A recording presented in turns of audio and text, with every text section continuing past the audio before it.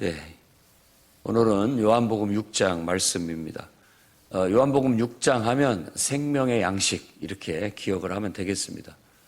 어제 5장 하면은 베데스다 못에서 38년 된 병자를 고치신 거, 4장 하면 사마리아 여인, 3장 하면 니고데모 거듭남의 얘기, 이런 식으로 이 말씀을 머릿속에 기억을 하면 그 말씀이 요한복음 몇 장에 나온 얘기구나, 이런 것들을 우리가 이렇게 가늠해 볼 수 있습니다. 성경을 계속 읽다 보면 이게 지식이 이제 축적이 되면 그 자료들을 우리 머릿속에서 이렇게 종합해서 또 더 큰 은혜를 가질 수가 있게 됩니다. 요한복음 6장은 전체적으로 생명의 양식이신 예수 그리스도에 대한 얘기를 합니다. 그러면 맨 먼저 나온 이야기는 우리가 잘 알고 있는 오병이어의 기적, 이것이 네 번째 표적이 됩니다. 첫 번째 표적, 두 번째 표적까지는 숫자를 매겼는데 그 뒤에는 숫자를 매기지 않고 그냥 표적이 나타납니다. 알아서 들으라는 얘기죠. 맨 먼저 표적이 나타났던 건 가나 혼인잔치에서 물이 포도주 되는 그런 변화. 그러니까 완전히 물이 포도주가 됐다는 건 본질적인 변화. 예수님은 그런 분이다. 우리를 변화시키는 분이다. 물 같은 우리를 포도주로 같이 변화시키는 분이다. 그리고 왕의 신하의 아이를 죽어가는데 살렸다라고 하는 거. 죽어가는 자를 살리시는 분. 예수님은 말씀으로 죽어져가는 우리를 살리시는 분이라는 걸 두 번째 표적으로 보여주셨고, 세 번째 표적이 바로 어제 말씀에 38년 된 병자를 일으키셨다는 거. 꼼짝도 못하고 누워만 있는 그 38년 동안 누워만 있는 인생을 일으키셨다라는 거. 그래서 우리 인생을 진짜로 일으켜주시는 분은 예수님이다라는 걸 말해주고 있습니다. 오늘은 네 번째 표적으로 오병이어의 기적이 나타나 있는데, 이 기적이 일단 표면적으로는 배고픈 사람들을 먹이시는, 실제적으로 배부르게 먹이시는 그런 기적이지만 그 이상의 상징적인 의미를 담고 있습니다. 그래서 예수님이 디베랴 갈릴리 바다 건너편으로 가셨는데 38년 된 중풍병자를 고치는 그런 어떤 표적, 기사들을 본 사람들이 예수님을 계속 따라옵니다. 그래서 사람들이 너무 많이 따라왔는데 예수님께서, 이 요한은 그렇게 얘기합니다. 빌립을 시험하기 위해서 이 사람들을 어떻게 하면 먹일 수 있을까? 라고 물어봤다는 거예요. 빌립은 이 많은 사람을 어떻게 다 먹입니까? 이 사람들을 다 먹이려면 200데나리온 정도의 빵을 사도 아마 부족할 겁니다. 200데나리온은 하루 노동자의 임금이라고 생각을 한다면 200일 동안의 임금을 모아야 된다라는 거예요. 200일이면 100일만 하더라도 3개월이 넘고 200일이면 6개월이 넘는 거니까 한 1,800만 원 정도, 아무리 적게 잡아도 1,200만 원, 이 정도 되는 돈이 필요한 거예요. 당장에 그거 할 수가 없다라고 그렇게 얘기를 하자 안드레가 얘기합니다. 이 요한은 베드로보다도 항상 안드레가 앞서요. 안드레가 먼저 예수 믿었고 베드로를 데려왔다라는 어떤 것을 더 잘 알고 있었는지 모르겠어요. 그리고 또 가깝게 지내는 친구 같은, 서로 같은 다른 집안이지만 그런 존재인데, 베드로보다 이 요한이 안드레를 더 친하게 여겼는지 어쩌는지 안드레가 얘기한 것으로 얘기합니다. 여기 한 아이가 떡 5개, 물고기 2마리를 가지고 있나이다. 하지만 이걸로 어떻게 다 먹일 수 있겠습니까? 라고 하자 모든 사람들 다 앉혀봐라. 그리고 예수님이 축사하시고 떼어주는데, 다 나눠주는데 전부 다 배불리 먹었다라는 걸 강조하고 있습니다. 그리고 남은 것을 버리지 말고 다 거둬라 했더니 12바구니가 거쳤다라고 해서, 12바구니는 제 느낌에는 그렇습니다. 예수님의 제자들이 12이니까 열심히 나눠주는 일을 했던 제자들 먹을 것 남았다. 그래서 부족할 것이 없이 모두가 다 배부르게 먹을 수 있게 됐다라는 걸 강조하지요. 예수님은 우리 인생을 정말 배부르게 먹게 해주는 그런 분이다라는 거예요. 근데 이걸 분명히 이런 기적을 나타냈을 때 여러 가지 예수님은 의도적인 의미가 있었다고 생각이 듭니다. 일단 제자들의 사역, 그것은 예수님께로부터 주어지는 어떤 생명의 양식, 그러니까 이제 뒤를 보게 되면 그건 곧 하나님의 말씀이라고도 할 수 있겠어요. 그래서 말씀 사역에도 적용을 할 수가 있겠습니다. 하나님이 주신 우리 영혼을 살릴 수 있는 하나님의 말씀, 그 말씀을 나누어 주는 일을 하는 게 주님의 제자의 역할이에요. 여러분들도 교회 안에 안수집사가 되고 권사가 되고 또 목자가 되고 교사가 되고 그런 역할들은 여러분들이 예수님께 받은 말씀을 나눠주는 거예요. 또 어떤 의미에서는 하나님께서 담임 목회자를 통해서 주신 말씀을 나누어 주는 거예요. 이렇게 여러분 그런 지도자적인 역할을 하게 되는 거예요. 그러면 여러분들도 수고하면 수고한 대로 하나님께서는 여러분 먹을 양식도 그 과정에서 다 얻게 하시는 겁니다. 그래서 내가 말씀 사역을 하면 나도 풍성한 양식을 얻어요.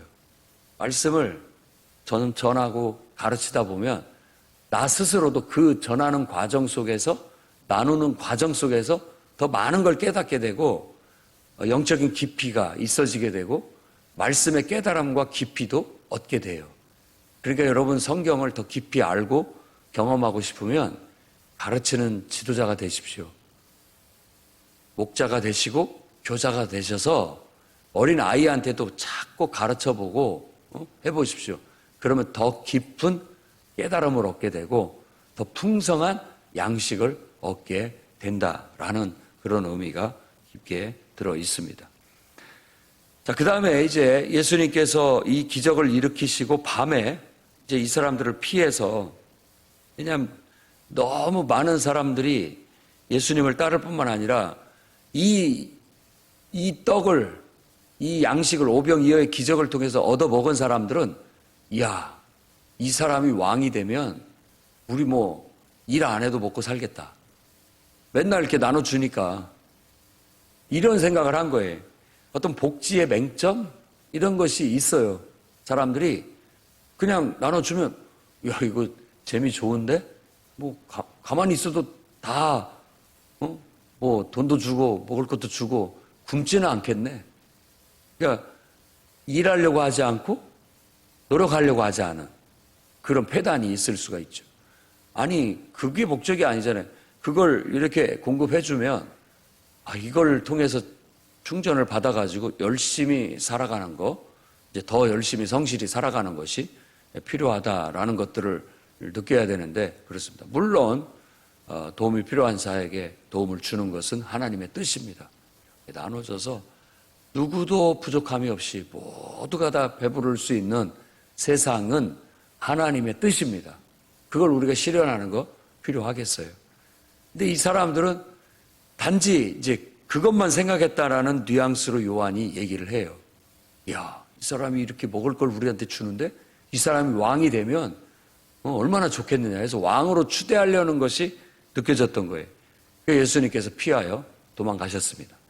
이거 아무리 표적을 보여줘도 이 사람들이 그 표적에만 관심이 있지 더 깊이 그 표적을 일으키는 정작 그 예수님이 누구신지 그분을 알려고 하는 그런 것이 없다.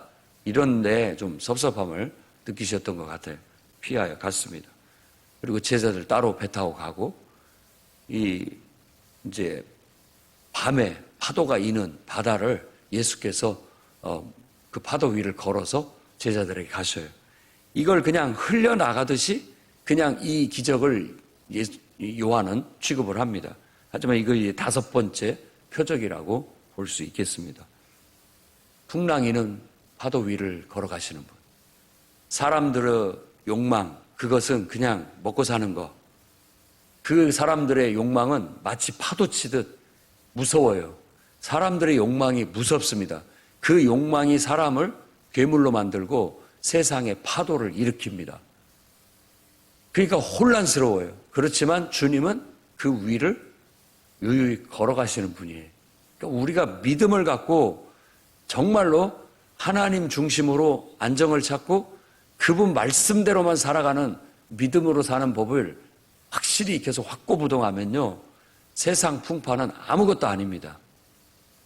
그 풍파에 우리는 휩쓸리지 않고 그 풍파 위를 걸어갈 수 있는 예수님을 닮은 주님의 제자가 될 수 있어요. 근데 문제는 뭐냐? 우리 안에 예수가 있느냐 없느냐예요. 신랑이 우리와 함께하고 있으면 날마다 잔치인 거예요. 신랑이 없으면, 빼앗기면, 아니 그 신랑이 우리 안에서 배 안에 있더라도 잠자고 있는 것 같이 느껴진다면 그때는 우리가 두려워하고 그 풍랑에 휩쓸려서 완전히 쓸려갈 것 같은 불안함과 두려움이 있게 되죠. 그러나 확고한 믿음을 갖고 있으면 정말 하나님 말씀대로만 나는 산다, 이런 겨자씨안할 만한 확고한 그런 믿음이 있으면요, 흔들리지 않습니다. 어떤 사람도 그 믿음만 있으면 시험 들지 않고 흔들리지 않고 그냥 하나님 말씀대로 가는 거예요. 그게 진짜 우리들이 가져야 할 이 환난기 혹은 마지막 시대에 가져야 할 신앙이에요. 그거 붙잡지 않으면 우리도 장담할 수가 없습니다. 날마다 기도하십시오. 우리는 그저 하나님 말씀만 하십시오. 하나님 말씀대로 삽니다. 말씀만 하시면 저는 뭐든지 합니다 하는 그런 확고부동한 신앙을 갖고 있어야 세상의 환경에 또 여러 사람의 말에 풍파에 휩쓸리지 않습니다. 어떤 그런 표적을 예수께서 보여주셨다고 볼 수 있습니다. 12월이 떨어졌다고 하는데 실제 원어에서 말하는 이제 용량을 따져보면, 거리를 따져보면 한 5km. 10리면은 뭐 4점 몇 킬로 이렇게 되잖아요. 한 5km 정도 되는 바다 위를 걸어가셨다라고 그렇게 성경은 얘기하고 있어요. 이게 5번째 보여준 표적이에요. 그렇지만 이걸 흘려 넘어서 이렇게 짧게 간단하게 얘기한 것은 전체적인 지금 말하고자 하는 맥락이 생명의 양식이기 때문에 그렇습니다. 왜냐하면 이 사람들이 포기하지 않아요. 예수님께 가면 먹을 것을 준다. 이것이 이 각인이라도 된 것처럼 다시 그 오병이어의 기적을 일으킨 그곳에 막 배를 타고 사람들이 모여들어요. 예수님이 안 계시네? 야, 예수님이 가버나움에 산다더라. 가버나움으로 가자. 가버나움으로 와요. 가버나움에 와가지고 예수님 언제 여기 오셨습니까? 말도 없이. 그러니까 예수님이 딱 그들이 온 목적이 보이는 거예요.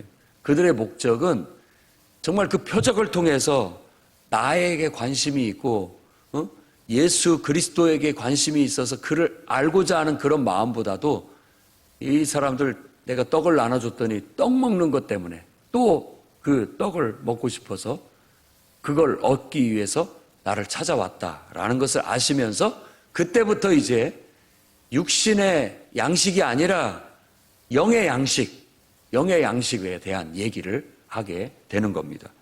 그래서 27절에 썩을 양식을 위하여 일하지 말고 영생하도록 있는 양식을 위하여 하라. 영생하도록 있는 양식을 위하여 하라. 이렇게 강조합니다. 그러니까 우리가 어떻게 하면 그걸 얻을 수 있습니까? 영생하도록 있는 양식은 바로 하나님의 일을 하는 거다라고 말하자 그들이 어떻게 해야 우리가 하나님의 일을 합니까? 하나님의 일이 도대체 뭡니까? 라고 그렇게 얘기합니다. 그러자 하나님이 보내신 일을 믿는 것, 곧 나를 믿는 것이 바로 영생을 얻는 양식이다라고 그렇게 얘기합니다. 그러니까 생명의 양식은 우리가 뭔가 거창한 것이 나올 것 같이 얘기하지만 사실은 바로 예수님을 믿고 그 믿음으로 사는 것. 하나님의 말씀이신 예수님을 내 안에 품고 그 말씀이신 예수님의 말씀대로 살아가는 것. 그게 바로 주의 일이고 어떻게 보면 우리에게 영의 양식이에요. 여러분들이 하루 24시간, 1년 365일을 살아가는 걸 한번 보십시오. 여러분들이 다 먹고 살기 위해서 많은 시간들을 드립니다. 하지만 여러분들의 영혼, 그 영혼은 하나님과의 영적인 교제를 요구하고 있습니다. 제가 봤을 때 많은 사람들의 영혼들은 메말라 있어요. 그런데도 자기가 그런 줄을 몰라요. 그러니까 그 사마리아 여인처럼 이것저것을 다 추구해봐도 우리 영혼에 흡족함이 없고 만족함이 없고 영적인 은혜가 없는데도 없어서 또 다른 걸 찾고 또 다른 걸 찾지만 정작 찾아야 할 분은 우리를 창조하신 하나님이에요. 하나님 앞에 나와서 하나님의 말씀으로 우리가 영의 양식을 삼고 늘 우리 속에서 하나님이 주시는 그 말씀이 영의 양식이 되고 그 말씀을 이행하는 것, 그 말씀을 그대로 온전히 이루는 것이 우리에게 영의 양식이 된다라는 것을 사람들이 잘 깨닫지 못하고 살아가고 있습니다. 여러분들이 오늘 이 새벽에 나오는 거, 이게 바로 생명의 양식입니다. 하나님을 찾는 거, 하나님 앞에 나오는 거, 이게 우리에게 있어서는 영의 양식이에요. 그리고 기도하고 찬양하고 예배하면서 하나님이 주시는 말씀을 여러분 속에서 살아 역사하게 된다면 그 말씀이 여러분에게 필요한 양식이 되는 거예요. 날마다 우리는 하나님을 만나서 영적인 교제를 통해서 영의 양식을 얻어 그 양식으로 힘을 얻고 살아가는 거예요. 그래서 몇 번 말씀을 드렸습니다마는 우리가 생각해야 할 게 내가 정말 육체가 피곤한 것이냐 아니면 내 영혼이 피로하고 피곤해하고 있는 것인가 질문해 봐야 되고 내가 영의 양식을 얻지 못하고 영적인 생명의 어떤 음료를 공급받지 못해서 내 영혼이 메말라 있으니까 매사 뭘 해도 재미가 없고 또 뭘 해도 만족이 없고 뭘 해도 힘이 안 나고 이런 것들은 어떤 영적인 문제일 수도 있다라는 거예요. 그래서 우리가 하나님께로부터 은혜를 받고 예배를 통해서 은혜를 받고 기도를 통해서 하나님 말씀을 받으면 힘이 나요. 그 공급을 받아서 그 은혜로 살아야 됩니다. 사람이 떡으로만 사는 것이 아닙니다. 하나님 입에서 나오는 그 말씀으로 산다라는 신명기 8장 3절 말씀은 예수께서 시험 받으실 때 분명하게 강조를 했고 우리도 그런 줄 알고 살아야 되는 거예요.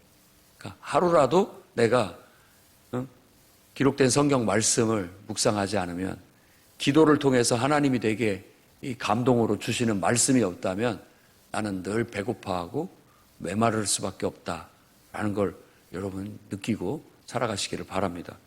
실제로 요한이 말한 것처럼 우리는 보고 들은 것을 말한다. 실제로 경험을 해봤기 때문에 안다. 이렇게 얘기를 하는 거예요. 경험을 해본 사람들이 그걸 압니다. 이게 영의 양식이구나. 이게 진짜 우리의 삶에 활력을 더해주고 우리의 삶에 모든 필요한 것들을 여기서 우리가 공급을 받는구나.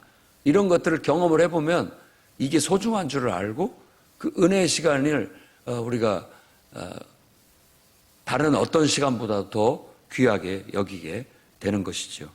그래서 예수님 앞에 와서 하나님 앞에 나와서 예배를 드리는데 단지 이 땅에서 우리가 필요로 하는 육체적인 필요, 물질적인 필요만 쫓아다니는 것은 어떻게 보면 주님이 아직도 너는 그걸 추구하네. 나 그런 거 너에게 있어야 할 줄 내가 다 안다.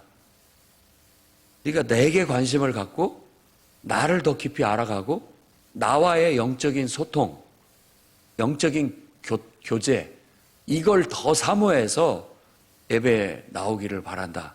어쩌면 주님은 바로 그런 의미에서 영생하도록 있는 양식을 위해 살아라 라고 좀 더 생명의 양식, 곧 영적인 것에 관심을 갖도록 요구하고 있다고 볼 수 있는 겁니다. 예수님을 믿는다는 것, 그것은 그분을 인정하고 그분을 나의 인생에 나를 구원하실 정말 나의 임금으로 알고 그분을 가까이에 모시고 그분과 인격적인 교제를 나눈다라는 것이에요. 그걸 나누는 것으로만 끝나는 게 아니라 그것을 나누다 보면 그분의 명령이 내게 주어지고 말씀이 내게 주어지고 나는 뭔가를 하게 되는 거예요. 그게 바로 주의 일입니다. 그러다 보면 하나님은 나를 통해서 어떤 뜻을 이루고 어떤 역사를 이루는 거죠. 그게 우리가 얻을 수 있는 생명의 양식이에요. 예수님께서 사마리아 여인 할 때 먹을 것을 가지고 왔을 때 말씀하시는 게 내 먹을 양식은 따로 있다. 주의 일을 하는 것, 그것을 온전히 이루는 것이 내 양식이다. 그것보다 더 내 영혼을 만족시키는 것은 없다라고 그렇게 말씀하셨는데 어떻게 보면 같은 얘기지만 또 다른 버전이라고 말할 수 있겠습니다. 요한은 이런 식으로 예수 그리스도께서 우리의 삶에 어떤 의미가 있는지를 이렇게 반복적으로 표적과 함께 쭉쭉쭉 얘기를 해 나가고 있는 거예요. 예수님은 나는 생명의 떡이다. 내게 오는 자는 줄이지 않고 나를 믿는 자 영원히 목마르지 않는다라고 35절에 얘기를 하고 있습니다.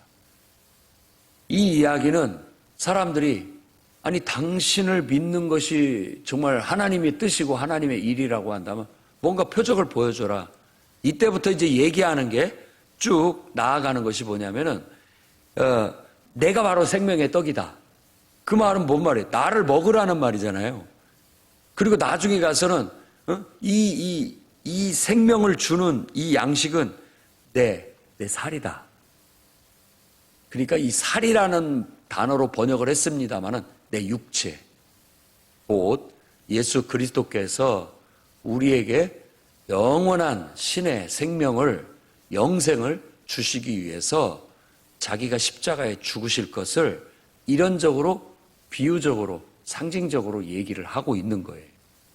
근데 못 알아듣습니다. 못 알아들어요. 사람들이 내 몸을 먹어라, 내 피를 마셔라 이렇게 하니까 저런 미친, 뭐야? 그렇게 생각을 한 거예요. 그러니까 1차원적으로 생각을 한 거예요. 말 그대로 문자적으로만 생각을 한 거죠. 자기가 뭔데 자기의 살을 우리한테 준다는 거야? 자기 피를 우리한테 준다는 거야? 그러니까 내가 하늘의 일을 말하는데 너희가 알아듣겠느냐?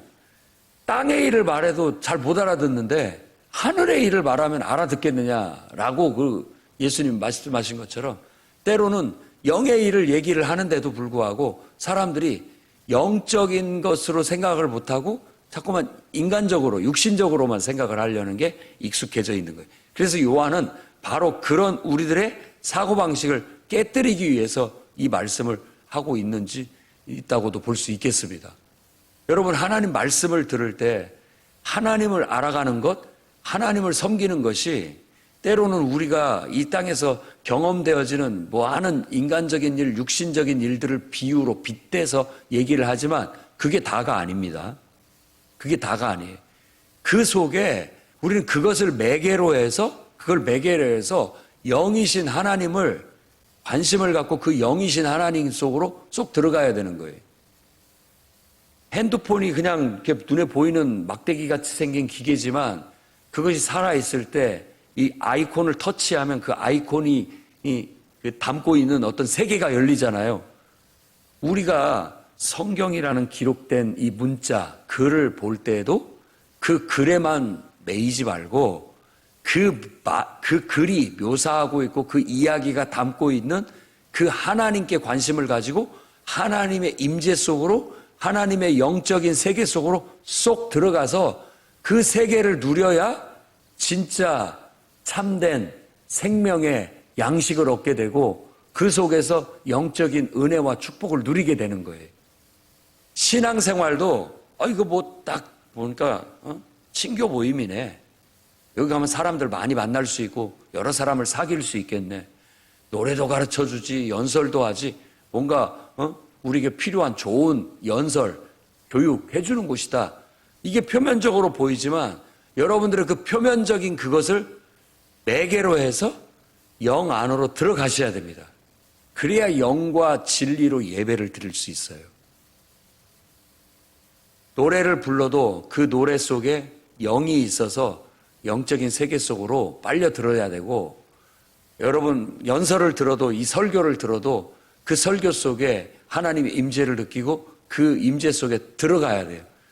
빠져들어야 됩니다. 그래야 생명의 양식이 되게 주어지고 은혜가 있게 되는 거죠.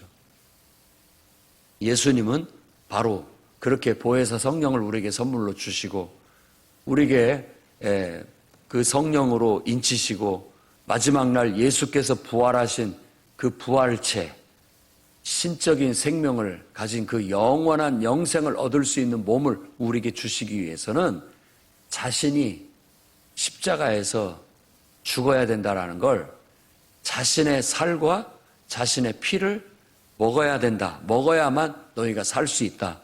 마지막 날에 내가 그런 사람들은 살릴 것이다 라고 얘기를 하고 있고, 그 내 살을 먹는 자, 내 피를 마시는 자는 내가 그 안에 있고 그가 내 안에 있게 된다라는 의미, 그리고 내가 그 안에 있고 그가 내 안에 있다라는 건 완전한 하나됨의 임재를 말하기도 하면서 영적인 소통이에요. 교제. 그래서 아버지, 아들, 성령, 하나님을 아버지, 아들, 성령의 역사 속에서 하나님, 그 아버지와 아들과 성령의 교제 속에 내가 들어가는 겁니다. 그 교제 속에. 그러면 정말 우리가 이 땅에 살지만 천국이 열려요. 천국의 기쁨, 천국의 은혜, 만족이 그 속에서 오는 거예요. 그러니까 기독교의 영성은 바로 그겁니다.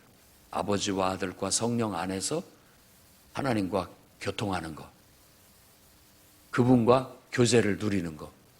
그게 예배를 통해서 실현되어지고, 또 기도 속에서 그걸 경험되어질 수 있고, 그런 것들은 이제 그렇게 익숙해지게 되면 우리 일상 속에서도 경험되어지게 된다라는 거예요. 그게 예수님을 믿는 믿음으로 사는 방법이고, 그런 것을 예수께서 지금 말하고자 하는 겁니다. 그리고 이 살과 피를 먹고 마시라라는 말 속에는 바로 앞으로 제정되어지게 될 성찬식, 성찬의 의미도 깊이 담으죠. 이걸 기억해라, 기념해라 라고 해서 우리가 그걸 상징하는 떡과 포도주를 먹는 거죠. 근데 그 나라의 문화로는 이 성찬이라는 게 어떻게 보면 일상의 식사예요. 늘 음료로 포도주를 갖다 놓고 또 떡을 떼서 먹는 거니까 그게 일상의 식사란 말이에요. 근데 우리나라는 일상의 식사는 쌀밥에 뭐 국, 밥과 국, 뭐 이런 것들, 반찬, 이런 것이잖아요. 그게 좀 문화가 맞지는 않지만 그만큼 우리 육체도 날마다 하루 세 끼 먹어야 살듯이 우리는 예수 그리스도의 십자가의 죽음의 은혜, 그리고 부활하심으로써 우리에게 주신 영생의 축복, 이걸 잊지 않고 내 몸에 새기고 내 마음에 기억하고 그 은혜 속에 우리가 들어가기 위한 하나의 잊지 않는 하나의 퍼포먼스로 성찬식을 얘기했다라는 걸 알 수 있습니다. 그래서 초기에 모였을 때는 다 성찬을 했다라고 그렇게 얘기를 해서 초기의 예배의 형태는 성찬 중심의 예배가 드려졌던 것으로 그렇게 보여집니다. 근데 이런 것들이 이제 서서히 자꾸만 이게 성찬을 먹을 때 정말 예수 그리스도께서 우리를 위해 십자가에 죽으신 그 은혜를 깨닫고 경험하고 몸에 새기고 마음에 새기고 그 은혜 속에 들어가야 되는데, 이게 나중에는 가게 되면 의미는, 영적인 것은 사라져버리고 형식만 남은 거예요. 그러니까 사람들이 그 떡 받아 먹으면 영생 얻는 줄 아는 거예요. 그 포도주 마시면은 영생 얻는 줄 알고 착각을 하는 거예요.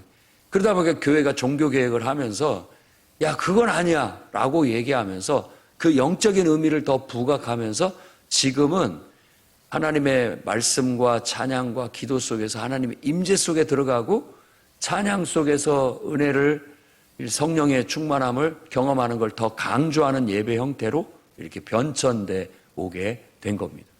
그리고 진정한 어떤 의미에서 생명의 말씀은 떡을 받아먹는 그런 인간적인 그런 것이 아니라 그건 상징적인 의미가 있고, 더 중요한 것은 정말 하나님의 임재 속에 들어가서 찬양하고 기도하며 하나님의 말씀이 우리에게 솟아나야 된다. 주어져야 된다. 그래서 말씀 중심의 예배로 더 변천이 되게 되는 거예요. 종교 개혁을 통해서 교회 예배는 이 성찬 중심의 예배가 말씀 중심의 예배로 바뀌어버리게 된 겁니다. 그러니까 이 보통 강대상 앞에 있는 이 강대상은 성찬상이라고 하고 그 위에 있는 요 강대상은 말씀을 전하는 강단이라고 그렇게 얘기를 하는데 서서히 그게 밑으로 내려가고 말씀을 전하는 강단이 위로 올라오면서 더 중요한 예배 분위기가 되는 거예요. 어찌됐든 우리가 생명의 양식을 얻는 것은 바로 하나님의 임재 속에서 그분께 관심을 갖고 그분의 임재 속에 들어가 그분과 영적인 소통을 갖는 것이다. 그것이 매개가 뭐가 되든지 성찬식이 되든지 찬양이 되든지 기도가 되든지 기록된 성경 말씀을 듣는 것이 되든지 그 임재 속에서 그런 걸 통해서 우리는 직접 하나님을 영적으로 느껴야 되고 만나야 되고 그분의 감동 속에 들어가야 되고 그분이 내게 주시는 음성을 들을 수 있어서 생명의 양식이 내게 늘 공급되어야 그걸로 우리가 살아가게 되는 거예요. 근데 사람들의 관심이 그런 영적인 데 관심이 있느냐? 뒤에 보니까 사람들이 이야 뭐야 도대체 자기를 믿어야 된다? 자기 살을 먹어야 된다? 자기 피를 먹어야 된다? 야 내가 예수를 잘못 알았네 하고 떠나갔다라고 얘기를 해요. 내가 예수님에게 실망을 했다. 떠나가는 거예요. 근데 정작 그들이 떠나가는 이유는 진짜 예수님을 발견하지 못하고 그분이야말로 우리에게 성령으로 세례를 주실 분인 줄 모르고 그분을 통해서 우리가 하나님을 직접 만날 수 있고 그분과 영적 예배를 드리면서 직접 하나님의 감동을 받아서 말씀을 받을 수 있는 그런 것을 깨닫지 못하고 결국은 육신적인 시각으로 바라보다가 육체적인 어떤 필요가 자기들에게 주어지기를 바랬지만 얻을 게 없다 생각하고 떠나갔다라는 겁니다. 때때로 우리들이 어떤 문제 해결받기 위해서 내가 하나님 예수님을 찾았는데 예수님이 안 들어주신다 해결해 주신다 하나님 없나 보다 하고 떠나가는 거나 똑같은 거예요. 그 문제 해결을 해주시는 이유는 그 문제를 해결해 주시는 하나님께 관심을 두고 그 하나님을 알고 그 하나님을 만나서 그 하나님 안에서 그분과의 영적 교제를 통해서 진짜로 영생하는 그런 변화, 거듭나기를 바라고 계시는데 많은 사람들이 그 단계에 이르지 못하고 떠나가게 된다라는 겁니다.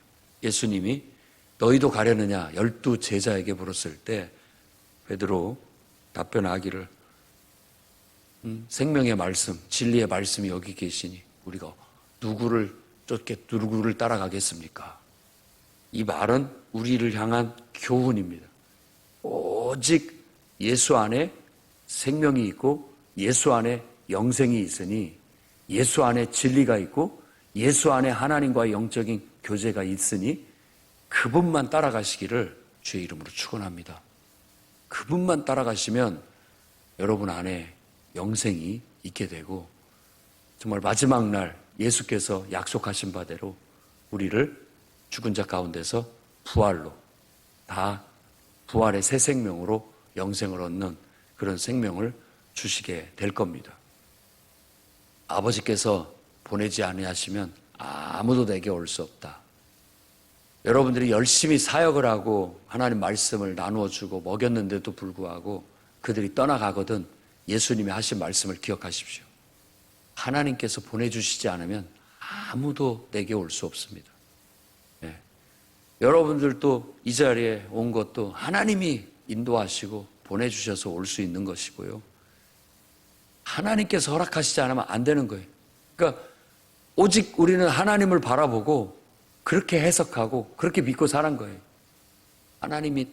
하나님께서 보내주셨고 또 하나님 필요하시니까 다른 곳으로 보낼 수도 있는 것이고 그렇다라는 걸 우리가 그렇게 삼아야 시험 들지 않고 낙심하지 않고 우리 길을 가는 거예요. 우리는 하나님 말씀대로만 가는 사람들이잖아요. 누가 옆에서 얘기하든 뭐 그거 중요한가, 환경이 어떻게 변하든 그거 따라가지 않아요. 그저 하나님이 내게 말씀하신 대로 나는 그 말씀대로 사는 거예요. 하나님이 보내주신 영혼들이라면 하나님 내가 가르치고 영의 양식을 먹이고 하나님이 보내주신 사람들을 내가 그들과 교제하면서 하나님 말씀을 나누고 예배하고 그렇게 살아가는 것입니다. 꼭 그렇게 살아가셔서 여러분 안에 정말 생명의 양식이 항상 넘쳐나서 부족할 것이 없고 늘 흡족하게 힘을 얻고 능력을 얻어서 그렇게 살아가시기를 주의 이름으로 축원합니다.